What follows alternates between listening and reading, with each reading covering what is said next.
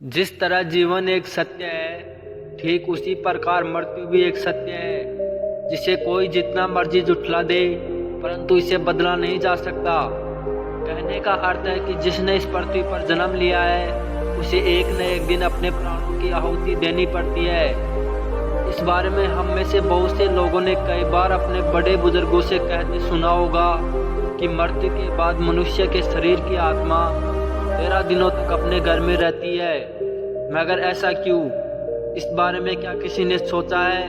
अगर नहीं तो चलिए जानते हैं इस वीडियो में कि आखिर क्यों मृतक शरीर की आत्मा 13 दिनों तक अपने घर में भटकती रहती है। साथ ही साथ ये भी बताएंगे कि 13 दिनों तक मृतक के नाम का पिंडदान क्यों किया जाता है। वीडियो में आगे बढ़ने से पहले वीडियो को एक लाइक और चैनल को सब्सक्राइब जरूर कर दे।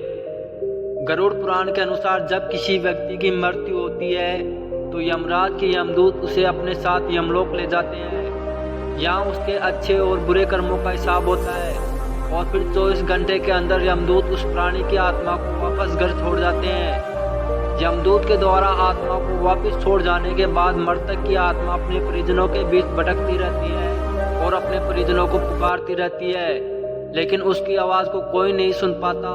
यह देखकर मृत व्यक्ति की आत्मा बेचैन हो जाती है और जोर जोर से चिल्लाने लगती है।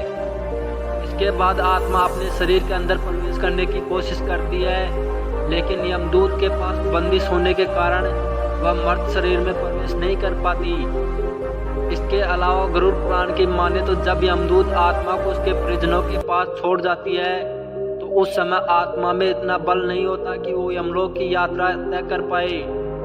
गरुड़ पुराण के अनुसार किसी भी मनुष्य की मृत्यु के बाद जो 10 दिनों तक मक्या किया जाता है, उसे मृतक आत्मा के विभिन्न अंगों की रचना होती है, और जो 11वें और 12वें दिन पिंडदान किया जाता है, उससे मृतक आत्मा रूपी शरीर का मांस और त्वचा का निर्माण होता है। और जब 13वें दिन 13वीं की जाती है, उस दिन मृतक के नाम का पिंडदान किया जाता है। उसी से ही वह यमलोक तक की यात्रा तय करते हैं। अर्थात मृत्यु के बाद मृतक के नाम का जो पिंडदान किया जाता है, उसी से ही आत्मा को मर्तलोक से यमलोक तक यात्रा करने का बल मिलता है। इसलिए गरुड़ पुराण में बताया गया कि जब किसी मनुष्य की मृत्यु हो जाती है तो उसकी आत्मा 13 दिनों तक अपने परिजनों के पास ही भटकती रहती है और उसके बाद आत्मा मर्तलोक से यमलोक की ओर निकल पड़ती है, जिसे पूरा करने के लिए उसे 12 महीने यानी कि 1 साल लगता है। इतना ही नहीं, मान्यता के अनुसार 13 दिनों तक मृतक के नाम का किया गया पिंडदान उसके 1 वर्ष के भोजन के समान होता है।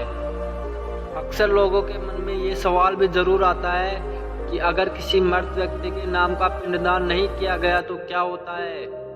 तो दोस्तों, आपको बता दें कि इसका भी वर्णन गरुड़ पुराण में किया गया है।